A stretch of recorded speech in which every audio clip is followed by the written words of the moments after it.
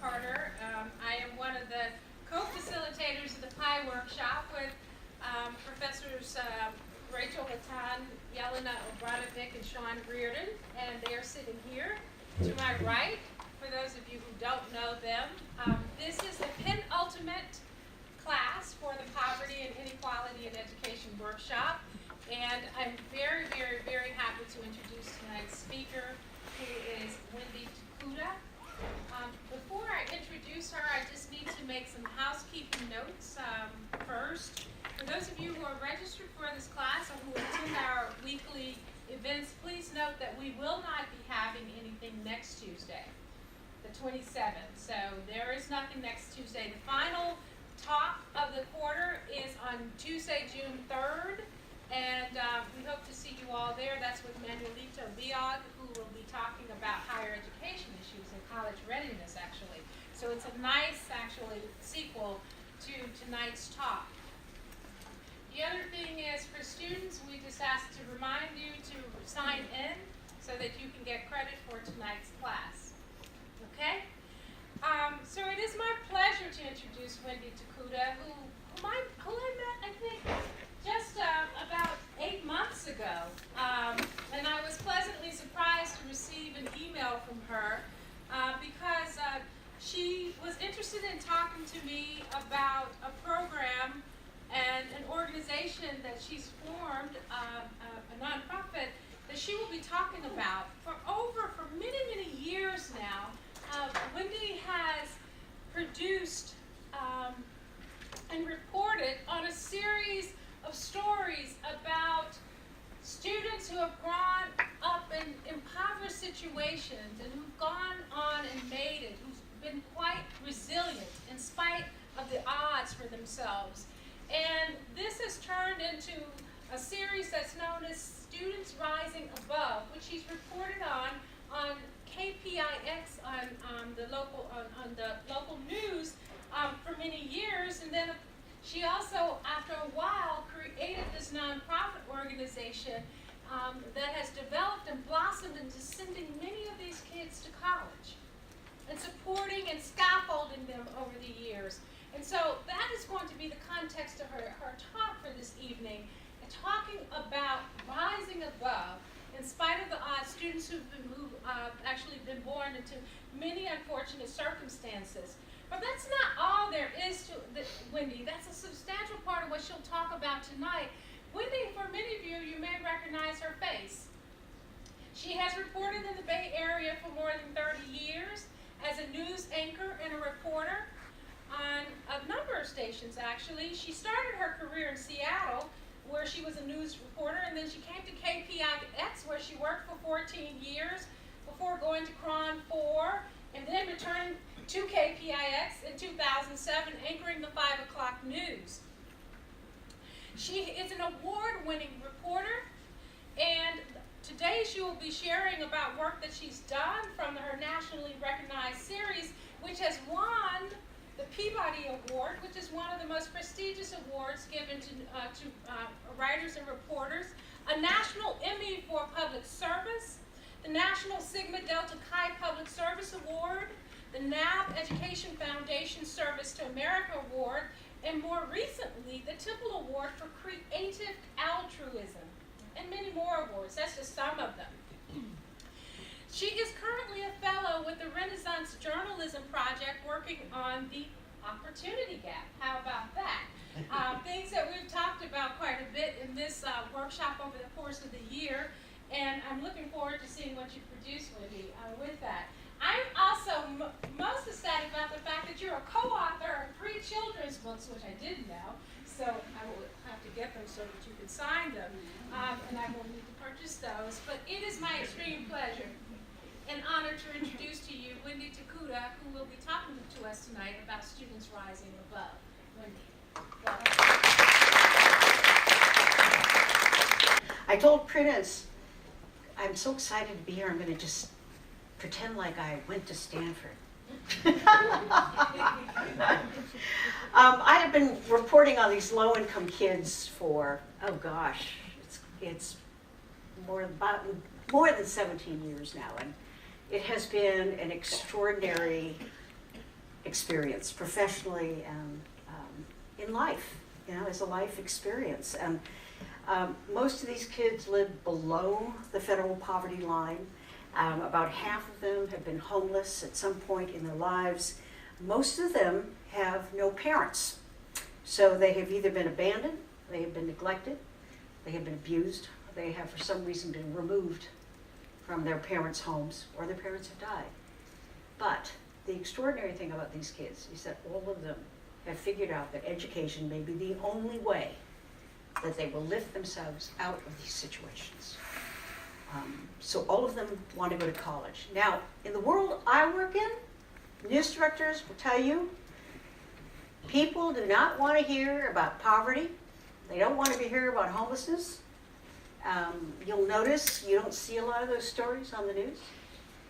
But what I have learned as a journalist, and I think this has value for any of you who have to communicate to people, if you can tell what journalists call the small story, the story of one human being who has dealt with these issues, who offers hope, and then people will listen. One human being.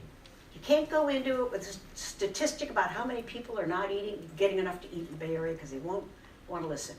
One person. So I'm going to show you, this is a part of one story we did, and I think you'll get a sense of what it is we try to do. 8 a.m. Donald and David are busy packing lunches for day camp. Y'all want how many for breakfast? Their older sister, Shanita Totten, makes sure everybody has something to do in the summer. Hop up there and get those glasses so we don't have... Shanita has custody of all 4 of her younger siblings. It's a job she knows well. I grew up bathing them, taught them how to walk, taught them how to talk. Superhero? Yeah, she's like a superhero. Do you have that today? They live in student housing while Shanita goes to Cal. She runs a tight ship. Everybody has a job. I have the garbage. I do recycling. Oh, I do the bathroom uniforms. I clean the kitchen. Shanita had a different dad, but they all share the same mom, who died of AIDS. She was a drug addict who would leave the children with Shanita. She would steal our food in exchange for drugs.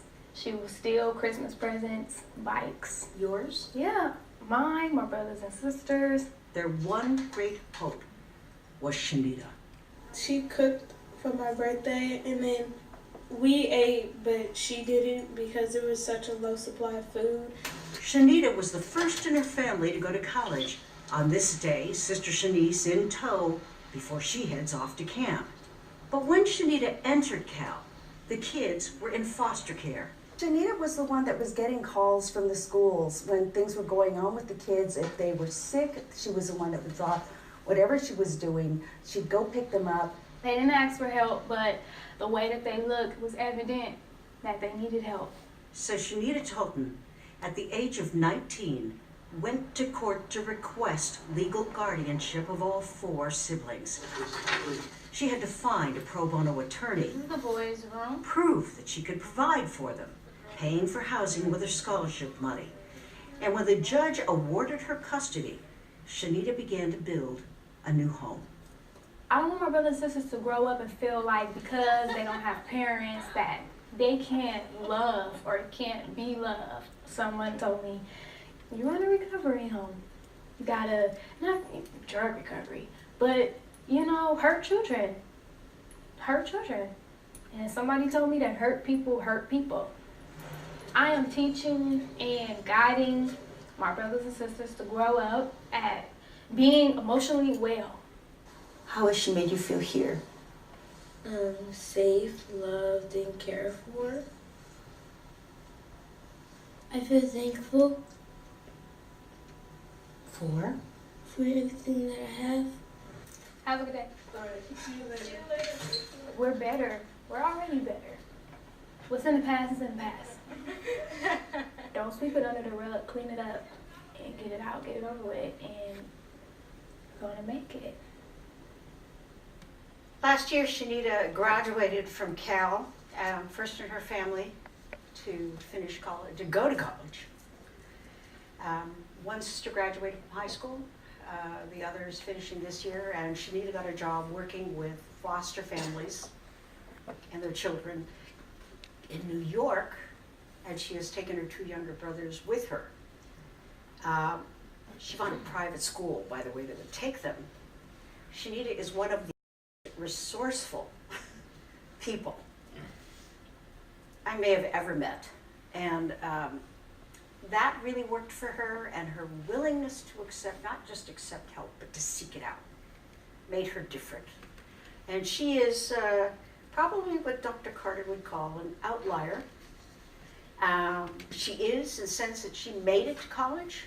She went to Castlemont High in East Oakland. When she graduated, the dropout rates were hovering right around 50%. You start out with 100 kids. By the time you graduate, there's only 50. Those aren't the real numbers, but you get the sense. Students rising above, like her, are chosen for their character. And in her case,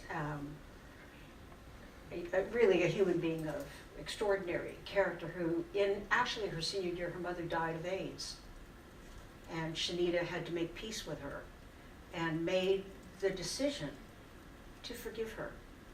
Now, I don't know many adults who have gone through what she's gone through with a parent who could do that. That is an emotionally, it's a spiritual move, really, you know. So yeah, she's an outlier, and extraordinary. And we had the opportunity to honor her in this story and talk about, you know, the kind of things she faces in poverty. It is a select group because we're picking kids who have overcome tremendous difficulty, right? Our executive director pointed out to me, we were talking this morning, Lynn Martin, she said, you know, our kids, we picked them from, they have a 2.7 to a 4.2, you know, that whole range. And we make sure that we get plenty of kids down in this lower range who are very high risk, who are a bit of a gamble. Are they going to make it through 4 years of college? You know, I'm not sure. But you know what? We will make a difference in this kid's life. You know, you think the 4.2 kids are a slam dunk. They're the ones that go early admission to you know, Williams College or wherever. They're actually the one, they're very at risk of having a crash at some point during their college career when kids have gone through difficult traumas, stressors. They are at risk when they go to college. So we'll get more into that later. The other danger, of course, of telling the stories of kids like Shanita who are able to rise out of poverty, and she hasn't quite risen out yet. She's in her first job. You know, she's still struggling to raise these 2 boys. But the danger in it is that people assume that anybody can lift themselves up by their bootstraps. And the truth of it is, that's not true. Some kids are just up against too much. They're made of a different kind of fabric, and it may or may not happen. But here was the lesson, and here's what I really want to continue to do these stories. A story like this is an opportunity to show the challenges that a kid living in poverty faces, the dangers they face, the many, many difficulties when there are siblings they love who are in the situation with them. It humanizes this whole overwhelming problem of poverty. The way that we started, when we started these stories, it was a real humble beginning. We thought, well, we do these stories. I wanted to find out what happens to these kids who live in poverty. And I worked with actually a Stanford grad, Javier Valencia, who was the community affairs director at Cron. And we made an arrangement with the community foundation, the Peninsula Community Foundation, not far from here, so that they would accept donations that viewers sent in, give them a tax deduction. We would take the money at the end of the year, divide it among the kids. It was real clean, you know. We had no idea whether anyone would give any money. I mean, we were really worried that no one would. And the checks started to come, you know, small checks mostly, people who were moved. One day, we got a $25,000 check. and that was a turning point for us. People started calling, wanting to volunteer. They wanted to take our kids shopping. They wanted to do more, was the way they put it. You gotta be careful because you don't know who it is who's calling in to a TV station. But eventually we formed a board. That board began to work together to figure out how we could make this into an organization that would survive, when Cron was sold, whether I am able to continue doing these stories or not. I wanted them to be able to take it to any TV station and have these stories continue, or have the organization continue in some form long-term. So we formed a board. Eventually that became a nonprofit that now runs like this well-oiled machine. I'll talk about that more about what we've done, but this year it will help send 100 low-income kids to college in the fall, and next year we will take on 110. So Prudence, as you say, we've got to, what's the term? You've got to keep, growing, helping, yeah, that's what we're working on. But first, because I know you are studying education, I want to talk about some of the things that I have learned in doing these stories about poverty that affect a child's ability to learn, right? To concentrate in school. And let's start with food, which we have understood for many years. You cannot learn if you are hungry. And yet to this day, I talk to kids one after the other who talks about having gone hungry. So I have a little videotape on this. Some of it is raw footage. Some of it is part of a cut story. Remember me and my brother, we used to go into a store or whatever, and we would just, shop just because we didn't have any food to eat. You open the fridge, oh man, it's just nothing. It's like, you keep, I guess there's something like you're hoping that something's there. In the refrigerator. Yeah, and even though you look before, maybe something might pop up or something, and you just open the fridge and there's nothing there. Her parents were both drug addicts.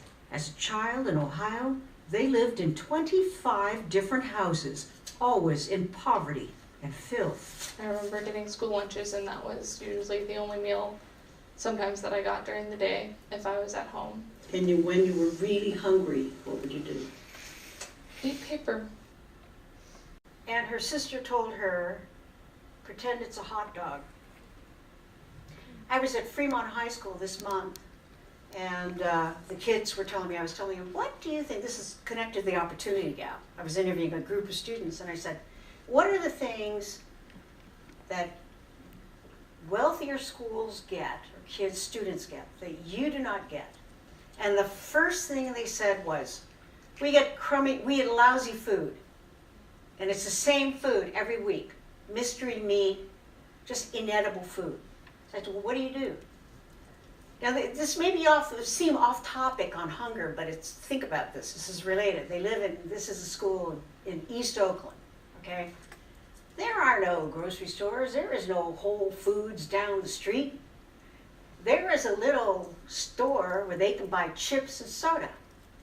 What do you eat for lunch? Well, we're not going to eat that in the lunchroom. We go down to the store and we get chips and soda, if they have the money, If they're lucky enough not to have to depend on that free lunch program in high school, they will do it.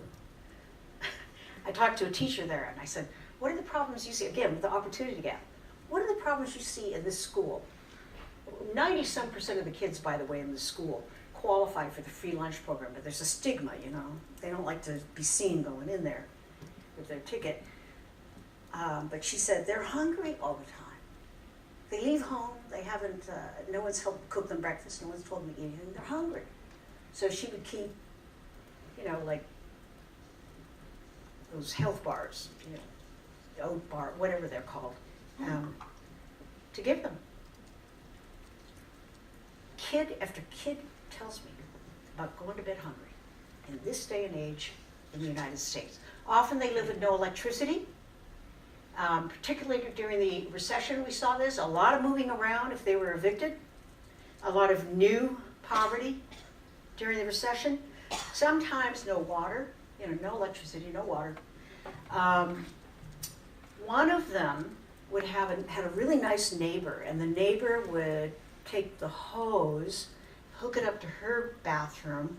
They would reached it all the way over to Verlena's house, and they would fill her bathtub so Verlena and her sibs could have a bath. That was where they got their water. Off and on. Sometimes use candles. One student told me, he said, "What is it about school you love so much?" Because there is light at school. And he meant it figuratively, and he meant it literally. And he fleshed it out, there are enlightening teachers, and it's dark at home. His mom is sleeping on the couch. The electricity has been turned off. They're lucky to have a place to stay that month. There is light at school. School is a sanctuary for many of these kids, and they do not leave that school until the last minute possible. A lot of them will not go home until they have to, until those lights turn out and those gates are closed. Many kids like that. One year we had 20 students. We used to, we had small classes in the beginning because we didn't have a lot of money. We weren't fundraising yet. And we had 20 kids. Out of those 20 kids, 7 became homeless in their senior year for various reasons. 7 of them out of 20. About half of our kids have been homeless. They couch surf. They live with relatives. I have another tape that will show you a little bit. It's 2 clips of 2 stories that will show you 2 different stories of what happens to kids when they're homeless and how different it can look. Every day at lunchtime at Hillsdale High in San Mateo, the same group of friends meet in the same place. One of them is homeless, but you would never know it. Miranda Calderon hasn't had a stable home since middle school. She moves constantly from one friend's house to another. So usually I stay at a place for like a week at a time, maybe a little longer. She's often at Erin's house, her best friend. Miranda carries her life in her backpacks. Clothes, toiletries, backpack, books, textbooks. If it's a busy day or busy week with a lot of homework. Soccer is a necessity. Yeah, all this is soccer. At Erin's house, she sleeps on the floor. It wasn't always this way. Her mother had a steady job as an administrator. Then she had a fall. One accident, a fall in the shower and a dislocated lumbar disc, and then hours being cut back, and then finally they let her go. This is what Efren Sanchez looked like when a judge sent him to the Hannah Boys Center in Sonoma. But this is Efren now, on home video, reading his college letter of acceptance to his girlfriend. Congratulations on your acceptance to Landmark College. I wasn't expecting to go to college. Like, I expected not even graduating from high school. It's hard to even imagine where he was and to where he is now today. Efren was in juvenile hall, a gangbanger, arrested 10 to 15 times for fighting in school, graffiti, and drinking. I started drinking around age 11. At one point, I almost died. The childhood pictures don't really show what his life was like. 6 hungry kids, no money, often homeless. He remembers how dirty he felt, living in a shelter. The showers would always be busy in the morning, so I wouldn't take a shower to go to school. And I would always wear the same clothes. You didn't have many clothes. No. And when the other kids made fun of him, the fighting would start. And that was how he ended up in juvenile hall repeatedly. And it was only because of a judge who was perceptive enough to see that this child, who had been an alcoholic since the age of 11, had the potential to turn a corner. We get a lot of students from Hannah Boys Center. Most of them referred by judges. And they perform miracles there. It's amazing. Miranda Calderon, who you saw, San Mateo, homeless in San Mateo, couch surfing. You know, and she is like most kids, low-income kids, where they develop this exquisite sense of timing when they need to leave one house, you know, before they use up the welcome mat. They wear out that welcome mat, and they move on. You have a circle, you know, then you're going to go here, and you're going to go here.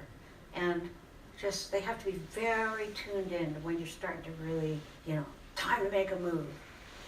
And that was how she lived for years before she graduated from high school and was able to go on to college. A lot of the students that we profile are totally on their own. Miranda's living separately from her mom. Her mom, disabled, totally unable to take care of her really at this point financially. She's living with other friends doing the same thing in a parallel way in another city. But a lot of our kids are either living with, some of them in apartments all on their own. One of them renting a room in a trailer in Richmond, a friend's trailer in a trailer park in Richmond, working to pay his rent. They are not in foster care, even though they're totally on their own. We ask them in their form, are you a ward of the court? And they'll say no. And then you read further, where do you live? With a guardian. There are all manner of legal arrangements that they have come to live where they live. And many of them will do anything to avoid going into foster care, where they might be separated from siblings or be placed with a family where it doesn't care about you. You know, they're there for the money. They know the system. They've heard the stories. They know what happens. It is a traumatic thing to be torn from your parents, no matter what they did to you. I have talked to kids who have been beaten by their parents, abandoned, and they will forgive them, and they will make excuses for them, and they will do anything to have the ideal of a parent in their life, whatever it takes. A lot of our kids need medical and dental care. Some of them have never been to a dentist. One of our students having a hard time going to school because she was in such pain. What is the problem? I have a toothache. How long? She finally confessed to her advisor because she was just so, you know, her parents, her father was severely mentally ill. Her mom was disabled, at one point couldn't walk at all, and she and her father literally taught their mother to walk again when she was told she would never walk again. This child had never been to a dentist. How long have you had the toothache? A year and a half. A year and a half she had lived with that pain. And a lot of our students are caring for sick parents, disabled siblings. That is a repeating theme.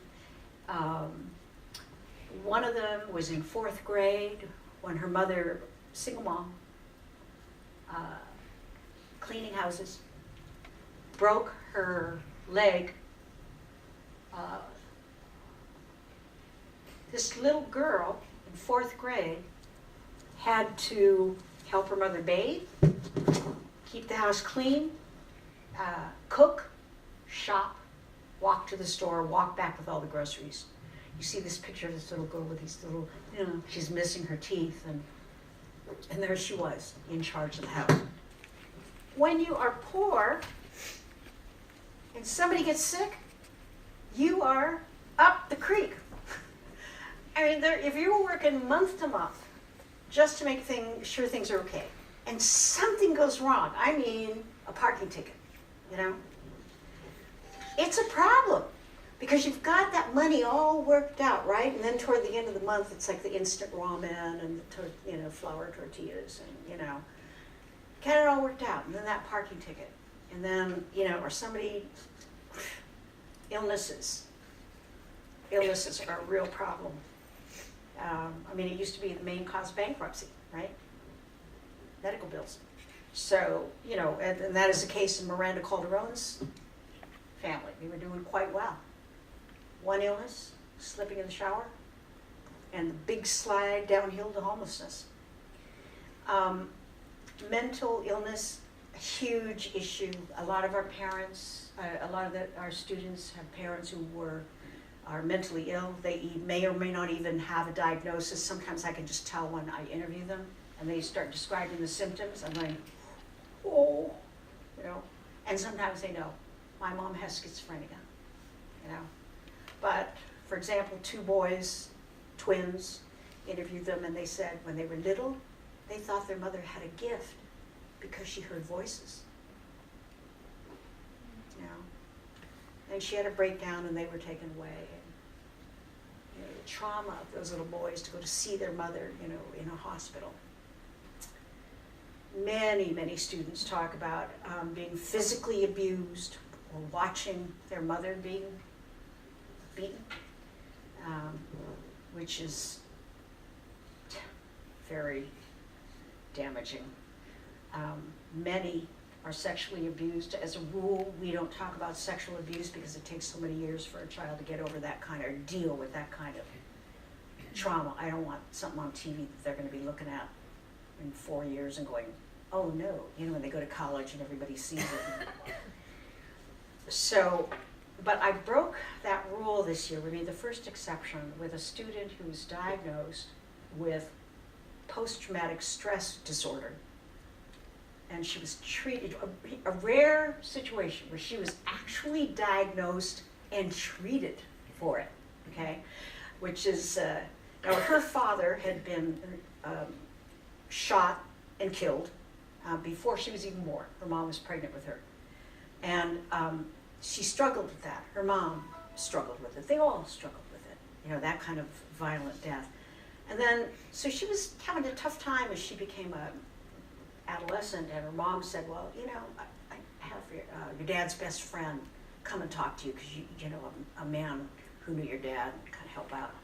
But instead, he raped her, and he told her to keep it a secret, which she tried to do because she didn't want her mom to feel bad, and it was her dad's best friend, and what was that happened anyway? And she just shut down. She withdrew, she shut down, and she said she would just stay in her room, and finally it got so bad, her, you know, she became so detached from the world.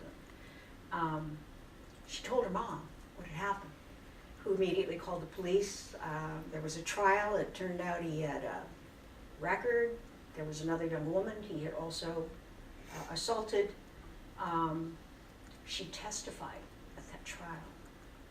She later, with her counseling, decided that she had nothing to be ashamed of, and there was a healing process that happened for her when she talked about it. And so she talked about it in her classroom. And before I talked to her about it on camera, I talked to both her mother and her mentor to make sure, you know, this is not going to be something we're going to be sorry about. But she was very vocal about it and strong and inspiring. And she said, you know, if you hold it inside, it will hurt you. And I have to get it out. I got to talk about it. We have to worry about, when we do stories, will these kids be safe? Because many of them come from homes where there was abuse, and sometimes we don't even know the abuse is going on. And back to the PTSD. Something we hear about a lot is gun violence. I mean, it is scary for these kids sometimes just to walk to school. Some of our kids have been mugged right near the school, right in back of McClimates, West Oakland. Inner city kids have a higher rate of PTSD than American soldiers. That comes from the CDC. And they never leave the combat zone. So the traumas continue, right? They never leave the zone. And the national statistics now indicate that approximately 30% of kids living in the inner city suffer from some form of PTSD, and most of them untreated. And because the stressors pile on top of the stressors, they've come up actually with a new diagnosis for it because it is a more complicated disease they call complex post-traumatic stress disorder. I interviewed Dr. Jeff Duncan Andrade, who's an expert. He is a professor at San Francisco State, but he also happens to be a teacher in Oakland of 22 years and lives in East Oakland.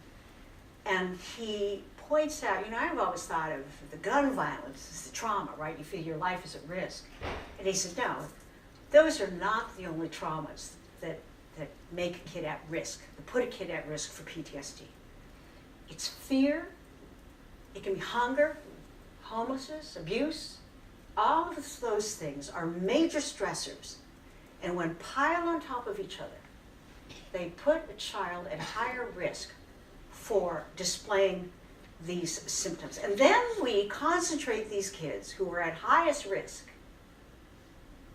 have the highest number of stressors, and we concentrate them in certain inner city schools. And you guys who do the research know where the schools are. We all know where the schools are, right? We concentrate the kids there, and then we go, why can't they bring their grades up?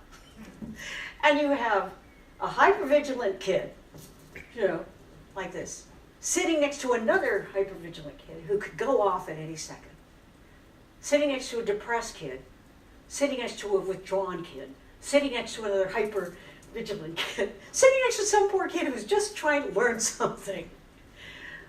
It's not, one of the things that I hear, these are not secrets.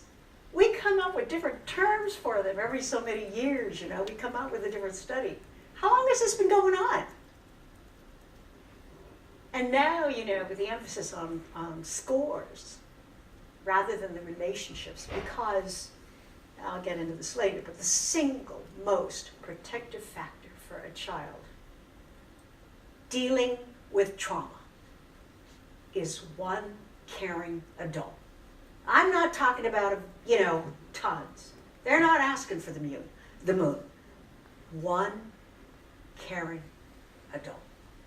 And I have seen it can be one caring sibling. It can be a child. But someone, We'll get back to that. Okay, so a large percentage of the students we profile have lost a parent, they've lost a cousin, a sibling to this violence. I'm going to play part of an update story for you here on a young woman we've actually been following. We first profiled her in 1998, totally on her own, living with her sister and a 14-year-old brother in East Oakland. Because we're hitting the story midstream, the one thing I want to tell you about her is that, homeless kid, totally abandoned by mom, who would leave them with grandma, and then when grandma left, they were out on the street until they got a little apartment that they kind of eke by, and then everyone would move in, and then they'd get evicted, and then they'd have to move to, a lot of moving. Okay, so she ended up going to USF. After she graduated, she went into the Peace Corps, okay, which was a big decision for her because she had responsibilities here. But I'm going to play, this is a part of her story that we did, kind of catching up with her. This was 2 years ago. But more recently, it was a tragedy that reconnected us. In August, she got a late-night call from her uncle. Of course, he couldn't get a word out, and I knew even before he said it that someone in our family was murdered. Her cousin, Malik McClendon, was only 17, murdered in what appeared to be an attempted robbery. It was a flashback for Selena, whose brother was murdered in 2006, Frederick Ramar Lane. His case has never been solved. It's never a moment in the day that I don't think about my brother and how he impacts every decision that I've made. During the last 10 years, 10 members of Selena's family have been murdered. But it's Ramar's murder that haunts her. She wonders, should she have skipped the Peace Corps to stay home with him? What I've learned from that experience is that I cannot help anyone without helping myself. I can't be a resource for anyone if I'm not establishing myself in a very solid foundation. She talked about her brother at a speech for Students Rising Above. I thought that I could give him something of substance, some guidance. But I later realized that he needed a man, a father, not just a big sister. More than half the homicide victims in the United States are African American. 85% are men, most of them young. A lot of our kids, they have a hard time even going to college because they're going to leave behind a sibling or a parent who depends on them. In Selena's case, she made that very tough decision to go into the Peace Corps. You know, and she told me, by the way, when we did the very first story on her when she was 19, she said, I worry that my brother will not live to be the age of 18, the way he's going. And she struggled to deal with that. And repeatedly, and this is like the hunger thing, this is to me shocking, but repeatedly, I have young African American men tell me, I am worried about reaching the age of 18. I'm worried I won't. I'm worried I will not make it to the age of 21. And that is a very real fear. And one of them, Sunnydale Projects, San Francisco, told me he knows more kids who have been shot than have graduated from college. And that is his reality. That is his reality. By the way, and I'm sure many of you will relate to this, my next update with Selena is going to be to talk to her about her student loan, which as far as I can see is going to be impossible for her to pay off because, you know, it was huge, and then she got penalties because she didn't pay at certain times, and she's working for a nonprofit. So, you know, those student loans, okay, different topic, but really an issue. Her goal, by the way, when she works now with, and this is why she's not going to make any money, she works with low-income kids from the Tenderloin and Western Addition in a nonprofit. Her goal has always been to work with low-income kids. I feel like she has done all the right things in life. You know, she's done exactly what you want somebody who has been homeless and abandoned and poor to do, which is turn around. She did exactly what she said she would do. I am going to give back, and I'm going to help kids who lived like I did. And she's doing it, and she's saddled with a student loan that we're struggling to help her figure out how to deal with. But she said that her goal, she says, you know, my goal does not look like what a lot of goals of nonprofit. I'm not looking to send that our kids go to Harvard or, no offense, Stanford. She said, I want to make sure that we produce healthy, happy, safe individuals who are thriving in our community. Thriving in our community. And she continues to make her home open to anyone in her family who needs a place to stay. So, you know, she's an extraordinary person. Our executive director for SRA says, you know, our advisors work with students with PTSD all the time in various forms, and it emerges when they're in college. And which I mentioned earlier, the quote from Dr. Andrade, Duncan Andrade, the single most important thing we can do is to provide one caring adult. And our advisors often turn into those caring adults to help them deal with toxic stress over time. You know. When Selena, back to Students Rising Above in college, when Selena moved into the dorm at USF, she told us, I said, we actually did a story as she was moving in with her boxes. What are you thinking? And she goes, I'm thinking home. I have a stable place to stay for a year. And for her, that was so extraordinary. What we have found in following these students, right, in many, many years, and it took, you know, in the first few years, you don't see this until they get into college and you start to see these things and they emerge and you realize you have more challenges to deal with if you really want to make sure these kids graduate and become healthy people, which is what we want. We found out that, you know, if you're the first in your family to go to college, you may not even know anyone in your personal life. A lot of them don't know, have never known anyone in their personal life besides their teachers who've gone to college No one is to sit down on a personal level and go, oh, I know you. You live next door. You went to college, you know. You look like me. None of that. You are at high risk of dropping out because it is a foreign world and there is a lot to negotiate. Academically, it is a leap to go to college, and you guys know this, but if you come from one of the low-income schools where all those kids are concentrated that are having a tough time, right? They're just struggling.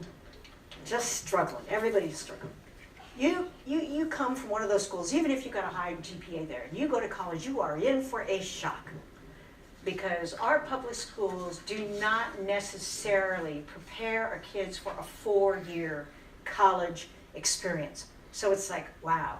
And then they start doubting themselves. I don't belong here.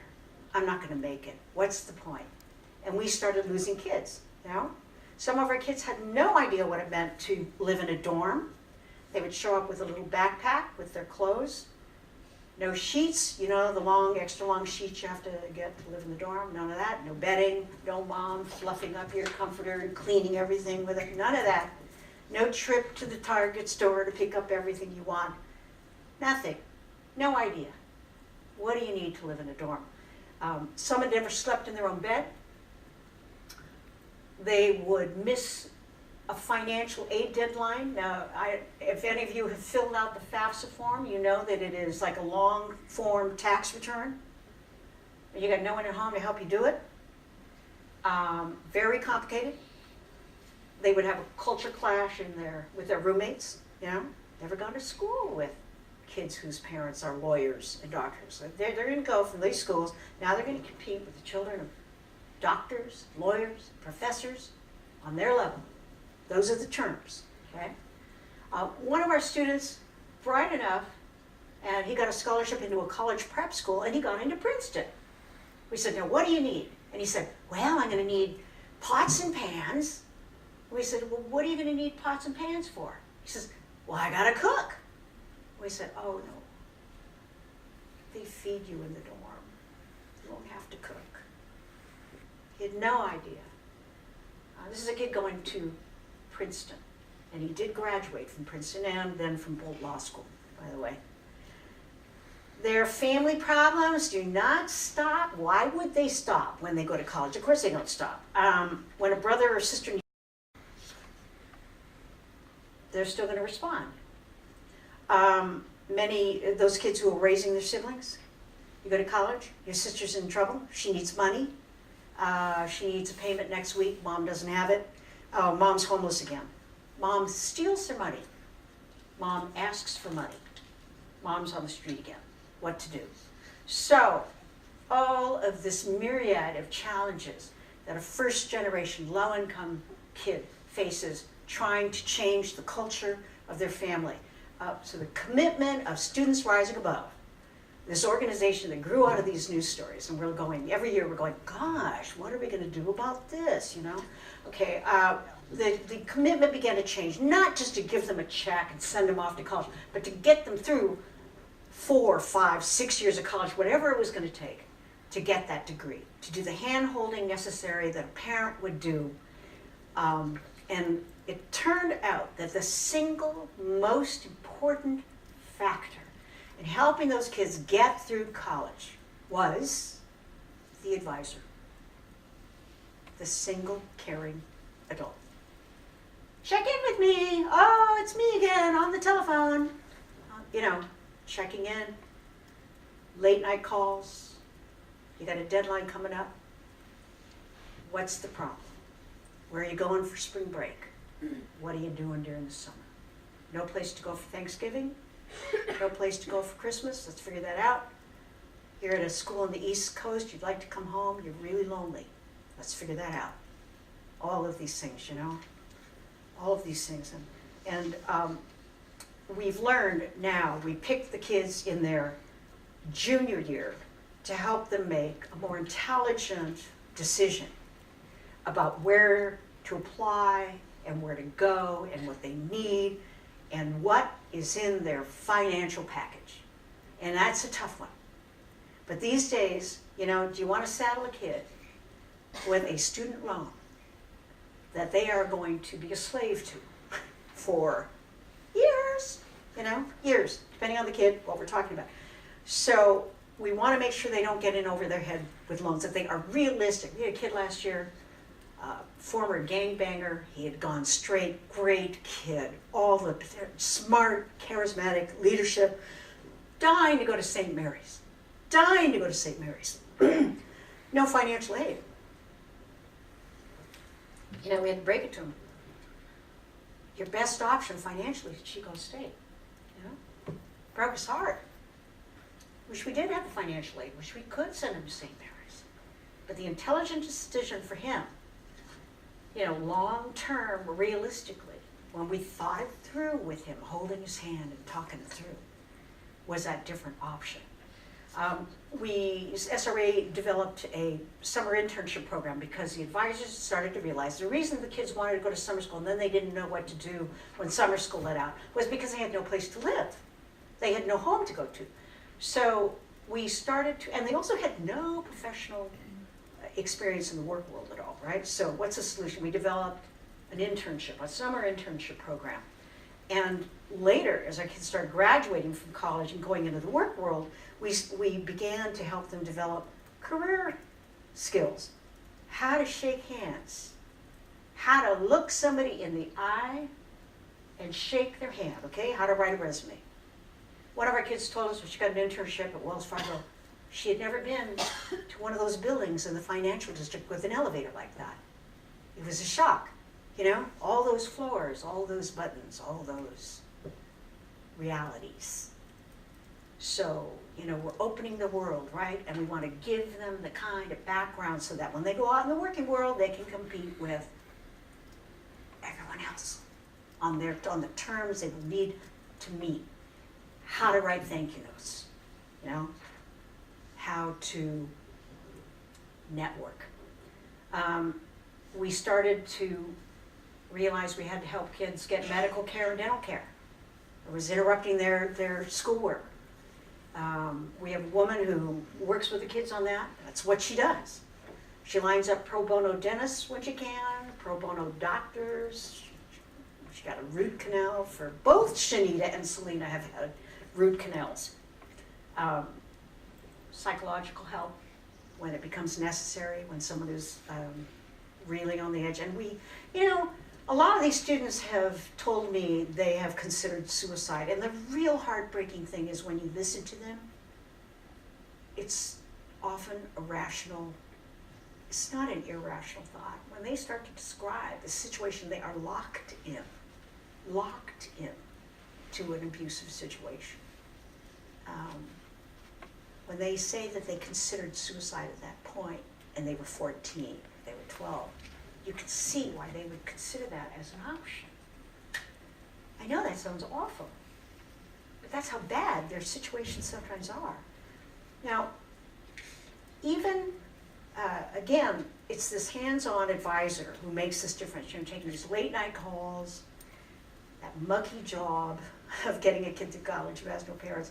Because even these resilient kids, these resilient kids who have done so well, struggle.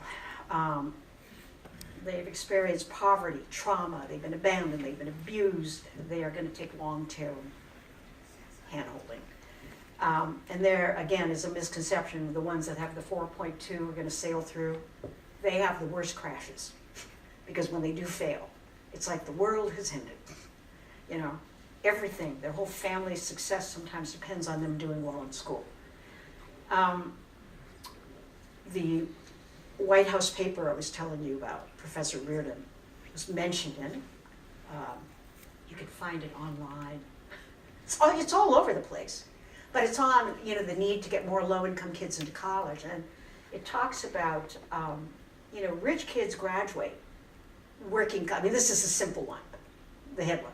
Rich kids graduate, working kids, family kids do not. And the statistic, and I don't know if this is your statistic or not, but about a quarter of the college freshmen, only a fourth of them, who are in that bottom half, will graduate. On the kids in the top percentile, 90% will graduate from college. They have many caring adults, more resources. The national average for low-income, first-generation kids graduating from college as low as 37%, 43%. So depending on, there are a lot of these numbers sort of bandied about. It depends on what they're measuring and how they're measured, 6 years, 4 years, all of that. But SRA's graduation rate is now 90%. And that's about double the national average. And its students graduate in 4.5 years. That's our average.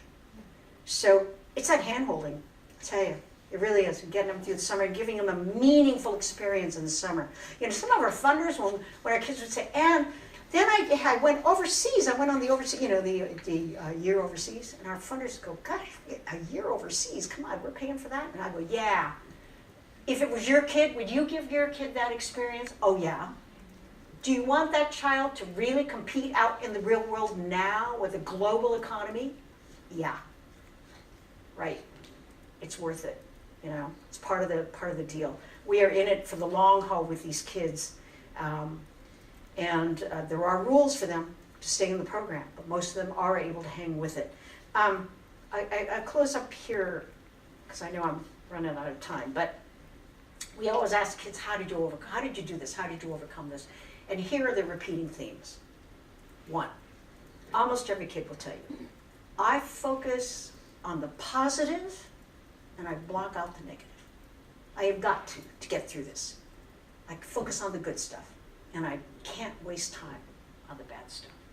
No self-pity. We pick kids, for the most part, who tell us they have learned that anger is going to waste their energy, that they will pay for that in a bad way. They will be the only one who pays for it. They have to use their energy to move on. And many of them will tell us in the most mature ways that they have learned that they got to let go and move on. Got to move forward. They tend to be the rescuer in their family, the one taking care of the other kids. My favorite characteristic that was actually pointed out by a mentor of mine, Linda Mornell, who started a nonprofit called Summer Search, working with these high-risk kids.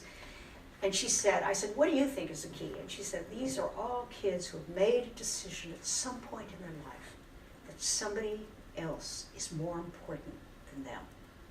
A sibling, a brother or a sister. I have to make it through for my sisters and brothers so that they'll know that this is possible. I have to take care of my sister. I have to take care of my brother. I need to set an example. It can be their grandmother. It can be their mother. I'm doing this for my mom.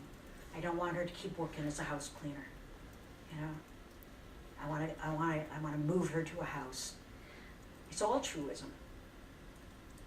And that was a wonderful and deeply moving thing to see. It's true altruism, that desire to do something for another human being. One more crucial thing is this caring adult, back to the caring adult, and I'm going to close by showing you one story, a clip from a story we did this year that I thought was a good example of that. For Tommy, school is not just a privilege. It was a safe place to get away from the fighting between his mother and her boyfriend. In the 8th grade, I never wanted to go home. I would go home at 5 o'clock. I'd find every reason to stay at school. I remember when we would try to talk to him about his mom. Once he said, my mom, and that's it. He just started crying. After Tommy's dad left them in poverty, there was the boyfriend, drugs, and fear. It kept building. Then one day, when Tommy was 12, he saw it with his own eyes. His hands were on her throat, and he was screaming at her. And I remember that, a couple of days before, he threatened to kill her if she ever called the police. Tommy told his uncle. Child Protective Services stepped in. The boyfriend was eventually incarcerated, but for drug trafficking, not domestic violence. Seeing someone you love so much get hurt and not being able to do anything about it. I guess that's what hurts the most. There couldn't have been a more appropriate set of parents to become legal guardians for Tommy and his sister. Uncle Cow had watched his own mother being abused by a boyfriend, and Valerie grew up in foster care. No child should have to go through, living and being in fear. Being in foster home, You don't know the word love. No one ever says it to you. In this home, all that is changing. Every night when they say good night, good night, Tommy, I love you. And then we start doing where we talk every week. And it wasn't a one-on-one, but we talked as a family. It would be such an honor, and we would be so proud for him to, go to a university. He wants to be a doctor. Oh, did we tell you he's student body president? Oops. Yeah, caring adults, that placement is crucial. Let me take questions. Any questions?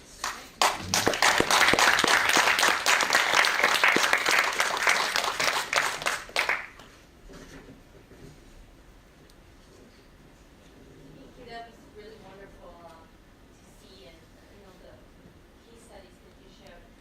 As somebody who studies resilience and kind of protective factors, I couldn't agree more that a caring adult plays a big role. But there's definitely a difference in terms of who are the students and children who can seek out to find that adult. And I'd love to hear from you. What do you think are the characteristics of children that are able to find and seek out? Children, we sometimes talk about families of 5, yet one who have similar experiences, yet one rises above and one is able to take that role of a caregiver. So what are some characteristics? And also thinking of the developmental kind of perspective, how early do you think we can tell who are these children who are able to exhibit those characteristics you talked about, and also maybe succeed? I don't know the answer to the second question. One of the reasons we interview teenagers as opposed to children is teenagers are old enough to tell you in detail, and you can make sure they're going to be okay, right? Kids, I can't do that. Of course, as a journalist, my forte is really fleshing out the humanity of the research that you guys do, right? The case study, or the humans, the heart, and what goes behind it. But the things that I have seen in these resilient kids who rise up, if you look at any group of kids, you can watch them, and it becomes evident which one is, taking charge. If they're hungry, and mom's not there, which one is the kid that gets food? Or at least comes up with the idea, And these kids, how you always have one kid that's going to express the anger of the family, and that's usually the kid who's going to end up in trouble. That often I see that. It's like in Selena's case, her brother really expressed the anger, I think, that they all felt. The house becomes so full with that anger. There's no more room for any more without it just blowing up. And there will be one kid who, her sister had a great sense, and I think this is typical, had a great sense of boundaries. He's doing that. That's his problem. He needs to deal with it. And Selena didn't feel that sense of boundaries as he did. She felt responsible for him and for her sister. And I think that probably emerged very early. Kids are all different, but when you get them in a family like that, you get this little ecology going. And sometimes it's a very tight-knit, they form a very tight-knit where they're really helping each other survive, and other times you watch them, these different characteristics arise. One thing that really works for kids is if they are able to ask for the help, and that is a very hard thing to do. A very hard thing, particularly if I could say this for men, for boys. There's a real you saw Ephraim, when he was homeless, what set him off, when the kids make fun of him. That's a repeating thing. The guys will get into fights. That leads them to trouble when someone makes fun of them. I'm not saying girls don't do that too, but anyway, back to the resiliency, the ability and the willingness to ask for help, to accept help without it damaging their sense of pride. Very hard, very hard. And particularly for kids who have been independent because they don't have parents, so they've been really raising themselves, which a lot of our kids are doing. So, I think that's why Shanita is so successful, she's one of the most resourceful. I mean, she was just amazing when she decided she was going to take custody, legal custody of those 4 kids. And by the way, she emotionally really thought through what that was going to mean to her in terms of sacrifices, and came to a very conscious, deliberate decision about whether she was willing to take that on. But, you know, she found that pro bono lawyer. She accessed the, there's an office at Cal, I'm not sure if Stanford has an equivalent, that works with kids who come out of foster care. And she was in there all the time, figuring out all of the different resources. Every summer, she'd send her siblings to summer camp. She'd get the camperships. And, you know, and I've seen other really exceptional young people who were just had a hard time accepting that help, and it ended up blowing up because you were not able to, if you can't make that call and be on some level vulnerable, you know, if emotionally you're not going to, it's a real problem. But it's, I think it'd be a good question for a psychologist how one child rises to be that rescuer. You know. So, first of all, you have given me so much to think about, and you know, I love, first of all, let me thank you for introducing your talk tonight the way you did, because what these stories do is that they plant seeds for those of us who are researchers who go to the bigger data to think about things we haven't thought about, putting in the equations and the models. And then I want to use your data to show the bigger problem. Right. So that's why it's a symbiotic Oh yeah, relationship, absolutely. right? Yes. So I'm curious about the diversity, because what your talk did tonight was to also talk about the spectrum of different kinds of kids who live in poverty. We tend to clump them all and try to create one homogeneous class of poor kids based on a certain income threshold or something. But I'm now seeing that there are all these segments. Yeah. You know, so you're talking about homeless kids, and you're talking about hungry kids, and you're talking about kids who've been abused. These are not things we necessarily measure when we're trying to understand achievement differences. We're just thinking that we kind of like homogenize them, and I'm wondering the extent to which we now need to think about measuring those kinds of things, because And servicing them. Yeah. Yeah, I asked those kids, you know, we talked about some of the first things we talked about, the food. They don't have a library. They don't have a librarian, so they shut the library down. They don't have a standard sized football team, which, you know, you go, okay, football, but you know, for guys, that's important. They have a football game at their own school, and the music room is gone. They have no music program. They don't have art. There was a kid who wanted to, and this is in addition to the homelessness, the shootings, the shooting right across the street from the school. You know, 47 lockdowns in the Oakland Public Schools last year. 47 lockdowns. One grade school I was at, a teacher said, "Oh, we only had 6 lockdowns this year." I'm thinking, you know, elementary school, those are little kids. You know, hit the floor. You know, because you look at the list of reasons, and it's like, you know, gunshots heard, police chasing suspect across campus, strange man seen. I mean, really horror, traumatic stuff, scary stuff. And then the kids go, you go, okay, you'll be walking home now, or they'll be walking to school the next day. You know, but this cross section of kids, one of the things I've learned about poverty in the Bay Area is it shows up everywhere. And Elizabeth and I were talking about this before, that, you know, we have kids now from Los Altos Hills, or Los Altos High School, or Menlo Park. They are the children of the house cleaners. They are the children of the gardeners. You know, Miranda Calderon, San Mateo, when they were moving around, her mother still had enough money to kind of stay in a hotel every now and then. They were right over here on El Camino. I actually cut that scene out, but we had to go down El Camino and find the hotel where they stayed. And she said, "Oh yeah, it's right in Palo Alto on the East Palo Alto." And you guys know that.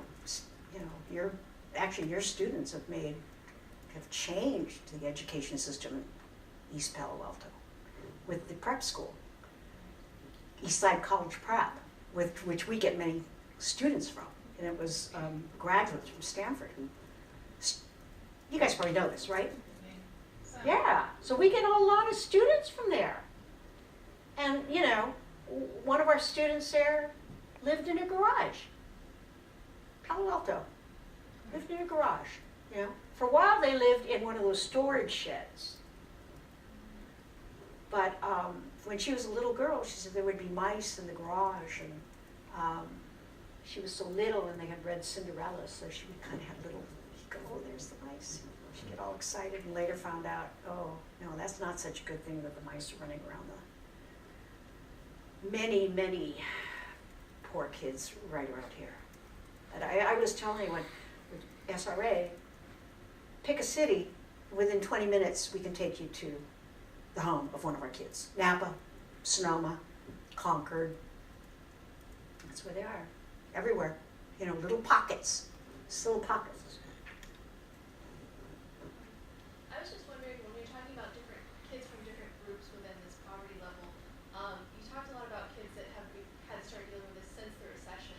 And so, since the recession started. Oh. And so I'm just wondering if you've noticed any kids that have had more problems because of like intergenerational trauma versus kids that are just now coming into this traumatic environment, and how that might impact their resilience. Yes, repeated. Okay, so that story where I just showed you is probably the perfect example of that. So Tommy Seyfound, his mother came from a refugee camp in Thailand, right? She's Mien. And he said, and so his uncle, who is the mother's sibling, said, well, their mother was abused. That was simply part of the culture, you know. Mien woman, your husband can do whatever he wants, and that's the way life is. So mom accepted it as the way life is, that I'm just gonna, you know, be beaten. And but it was because his uncle had lived through that, I think they could see, okay, this is our opportunity now finally to stop this cycle. But that's a real jump, right, culturally.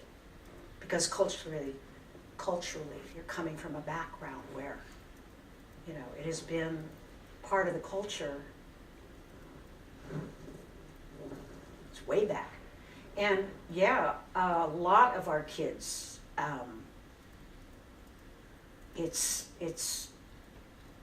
it goes back. We have a lot of immigrant kids too. So then they're war veterans. I mean, they're you know, their families come from El Salvador, Afghanistan. We have a lot of Afghani kids, completely different kind of stories. A lot from Southeast Asia. There was a young man from Siddiqui Dole. His first memory in life, I gotta remember which country he's from in Africa, but it's one of the many countries where it's a blood diamond. Okay, I'm having a memory blip right now, it'll come to me, but you know, civil war, year after year after year after year, right? His first memory in life is reaching his arms up as the rebels are coming in and everybody in his village is running. And someone in the village pick him up, throw him over their back and keep running. First memory in life. And both his parents were murdered.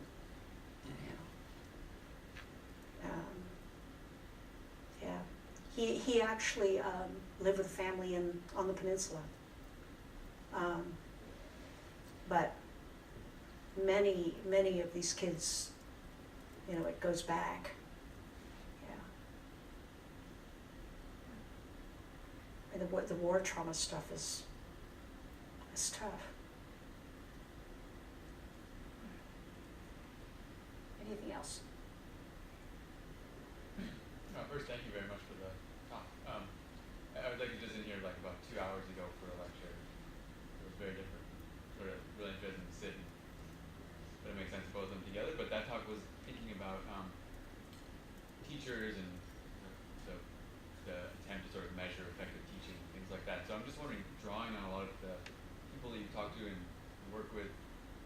when you think about some of the really great teachers that stand out, that were able to be those caring adults in these children's lives. Yeah, you know, what characteristics that do you see I there? should have. I'm so glad you asked that question, because that is another repeating thing, and I can't believe I left that out in talking to a group of educators.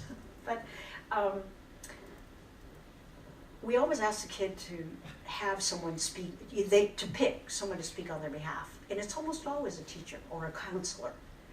And for many of them, I was telling Elizabeth beforehand that I was really surprised this particular year that almost all of the kids I profiled, I've had like 5 in a row I've interviewed who said they never expected to go to college. They just didn't expect to, you know, they didn't have the money, or it was kind of a dream, but it wasn't going to really happen. Nothing in the world sort of supported that. And it's almost always a teacher who makes them start to think about it in a different way. And one time I was interviewing a teacher, this is when I was in LA, and it was a teacher in East LA, Garfield High, tough. You know, that's one of those schools where they have the helicopters going around all night. Oh my God! And this young woman who she had a 3.8, and Latina, and dad was a heroin addict. Mom was an alcoholic, and her brother was a gangbanger who would bring the drug dealing right into the house. So her big problem at night was how to get my homework done, you know, how to find a quiet place in the house where I can get my homework done when there's bottles breaking and the gang stuff is going on, or the drug stuff is going on in the front room. And I said, now what made you think about college? And she said, oh, it was my teacher. No, she said, she really opened up this whole world to me, and she told me that I could go to college. I said, really? And she said, I could go to college. She made it a possibility, and she really got teary. Talking about, she was crying. I mean, just more than teary. She was just, and she said, I don't, she's like a mother figure to me. She made this huge difference in the trajectory of this child's life. So, well, I've got to talk to this teacher. So I call and I make an appointment to talk to the teacher. I call her on the phone, and she says, I'm shocked that she would say that about me, because I've spent so little time with her. But that small amount of time was enough to make this difference. I have met teacher after teacher where I thought, you know, it's really, I mean, one teacher told me, it's almost kind of this work, and these are her words, not mine. I work with the great unwashed. And she said, you know, and this was also in LA in a very poor school. And she said, because I started doing these stories actually in LA. And she said, it's almost a spiritual kind of work, really. It's spiritual. When these children who need so much. And I just got finished interviewing a group of teachers at Fremont High when I was at Fremont to do the story on the opportunity gap. And I found out there was a group of teachers at Fremont High in East Oakland who graduated from Fremont High in East Oakland and had gone back there to teach. Their principal is a graduate and went back there to teach. And some of the other teachers were saying, see you later, Sean, thank you, talking about how he had been their teacher. And they used to be the cut up in class. But they were just so, I was so moved to hear their reasons why they would move back, you know, go back to East Oakland. All of them, I'm sure, had offers of more money. Certainly jobs where they did not face what they did in that, you know, in very tough circumstances. But they were so committed to what they called being the change. Or, you know, they remembered that when they were in school, they wanted to see someone who looked like them, so they went back. And actually, I'm going to run more with them when I do a story on the opportunity gap, because they talked also about, that was why we went to talk to them. But some of the teachers I have met, I can't tell you how much respect I have for them, because they truly are changing the life. They become the caring adult, that one caring adult. It's a teacher. The kid may not, they see him 1 hour a day, but you know, I had one teacher, this kid started high school reading at a 3rd grade level. The teacher would meet with her every single day after school to tutor her, to teach her to read. And the kid graduated on time. and ended up graduating from college. Took 10 years to do it because she was working and lots of other stuff. But every day after school, just amazing people. We'll take one last question. I have a bit of a personal question. I'm really moved by these stories, and I'm feeling the weight of it, just having spent the afternoon with you. How do you deal with it emotionally? I mean, it's inspiring, but it's heavy stuff. It is heavy stuff. It's the most rewarding work I've ever done. You know, I had the job everybody wanted. I was a news anchor, you know, in a time when news anchors were paid ridiculous salaries, and it was a glamour job, and, you know, they bought you clothes, you know, it was crazy. This is meaningful work. I was lucky to have that job, and to do it for a very long time. But to be honest, it's what allowed me to do this, because I was in a rare position where I could say, I'd like to do this. And I go, oh, okay. But it has been the most meaningful thing I've done. It has given me a sense of purpose that I think is, you know, I think a lot of people don't have that sense of purpose. And I'm at a point in my life where you think about, what is the point of my having been put on this planet? So I'm all these wonderful things have happened for me. To whom much is given, much is expected. I'm not, you know, I mean, I don't mean to get heavy there, but I believe that. To whom much is given, much is expected. And I did not grow up in a privileged way, and have felt so lucky to have ridden, you know, the civil rights movement and get a job in television. Because when I started in TV, there were no Asians on TV, none. There were no women doing news, no people of color doing news. So I got lucky, you know. But at the end of it, what's the meaning of it? It certainly isn't putting on makeup and spraying your hair and reading a script. You know, that wasn't where the meaning was. This was where the meaning was, that I could see these stories change lives. I met some of the most extraordinary human beings I've ever known. 18 years old. All of them kids. More character than you know, the people that we put on People magazine or in movies or athletic stars. These people were real heroes. Saved lives, saved their siblings' lives, literally. And just risen above things that really would have destroyed most of us. So you know, that's how I get through it. I'm lucky to do it. Really lucky to be able to do it. And it's not easy to get to by the way, you know, pitch this kind of a story in a commercial TV room. It's like, oh no, here she comes. Yeah, no. But it's been a gift for me. And you have been a gift for us tonight. Thank you. Thank so you. much. Thank you. I'm just going to pretend that I went to Stanford. Yeah. That's why I like going to those lectures on Tuesday nights. I go, well, I'm going to Stanford tonight.